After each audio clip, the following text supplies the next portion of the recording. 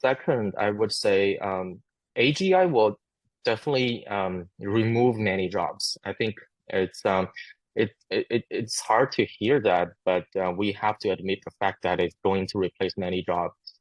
However, it's just like many previous industrial revolution.